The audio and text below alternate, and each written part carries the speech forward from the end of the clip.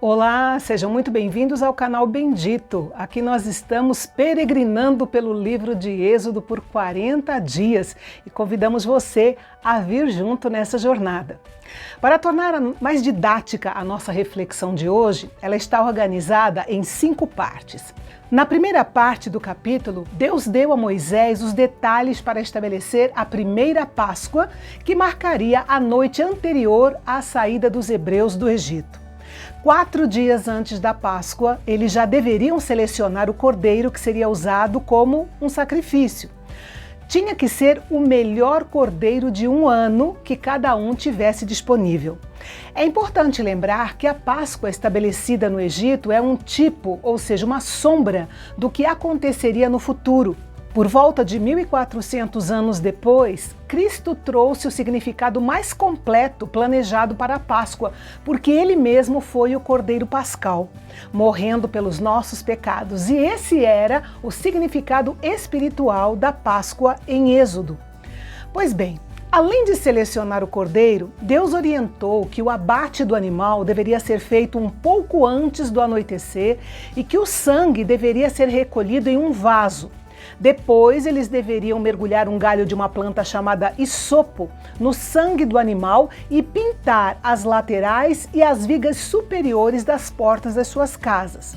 Então, o animal seria assado e eles comeriam a carne juntamente com ervas amargas e pão sem fermento. Cada um dos ingredientes do ritual da Páscoa tinha um significado espiritual. O Cordeiro da Páscoa, obviamente, apontava para Jesus Cristo.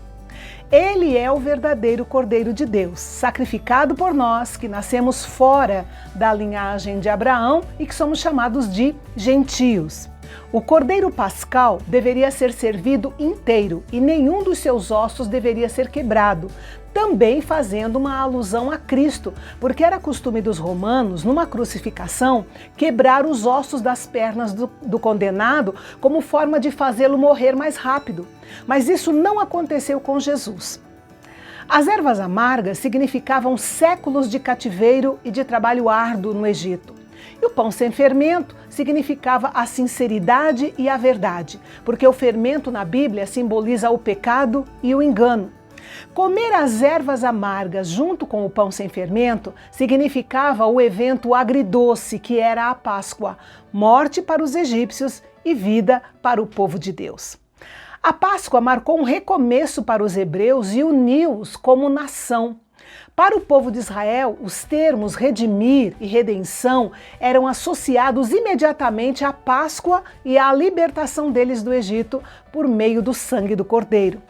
Enquanto eles estivessem comendo a refeição da Páscoa, o Senhor estaria passando pelo Egito, matando os primogênitos. A palavra Páscoa significa passar de largo, passar longe, pois o anjo destruidor passou de largo as casas onde havia sido aplicado o sangue nas portas e não feriu de morte a nenhum primogênito. Bem, o que sobrasse do cordeiro deveria ser queimado e destruído com fogo antes do amanhecer. Eles deveriam fazer a refeição vestidos e calçados, prontos para deixar o Egito quando fosse dado o sinal.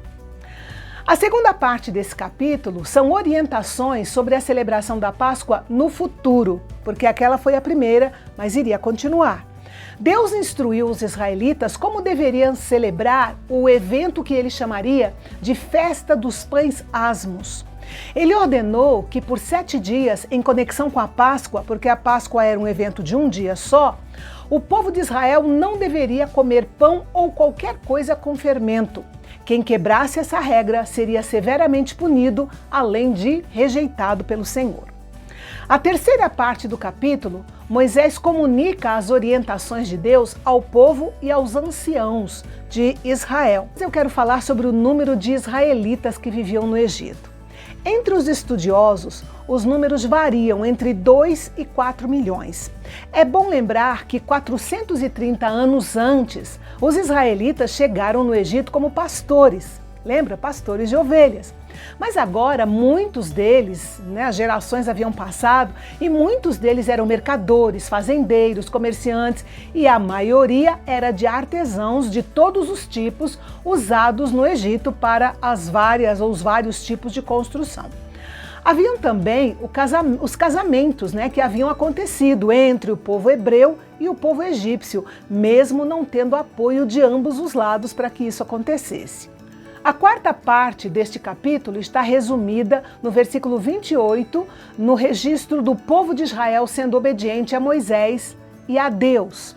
E a quinta parte vai do versículo 29 até o final do capítulo, descrevendo o terror daquela noite terrível em que milhares de primogênitos egípcios, humanos e animais, foram mortos pelo Senhor enquanto Israel festejava a primeira Páscoa.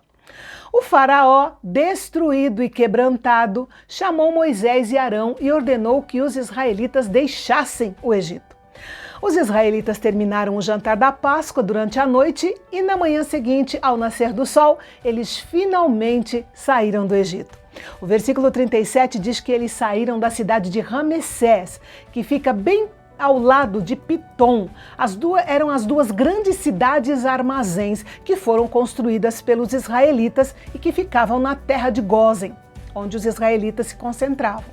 Depois de 430 anos, saía do Egito uma multidão de cerca de 600 mil homens, sem contar mulheres, crianças e idosos, que somaria por baixo alguma coisa em torno de 4 milhões de pessoas. E o versículo 38 explica que além dos israelitas, uma multidão mista ia com eles. Egípcios, estrangeiros de várias raças e nacionalidades que viviam no Egito naquela época, todos se juntaram a Israel e aproveitaram para sair, ou porque creram no Deus de Israel, ou por algum outro motivo. Além disso, eles levaram consigo uma enorme quantidade de gado, ovelhas, cabras, bois, que pertencia a eles mesmos, já que a maior parte do gado dos egípcios havia morrido pelas pragas e estava ali apodrecendo nas pastagens também devastadas pelas pragas. O capítulo 12 encerra dizendo que o Senhor tirou os filhos de Israel da terra do Egito segundo os seus exércitos. Eles saíram como exércitos vitoriosos organizados segundo as suas tribos. E assim começaram os primeiros estágios do êxodo, ou da saída, dos hebreus livres então do cativeiro. Amanhã nós vamos ver a consagração dos primogênitos ao Senhor e a importância de se passar tudo o que Deus havia feito pelo povo de Israel à próxima geração, aos seus filhos, para que de geração em geração todos continuassem servindo e temendo ao Deus de Israel. E você não vai perder não, né? Então, até lá!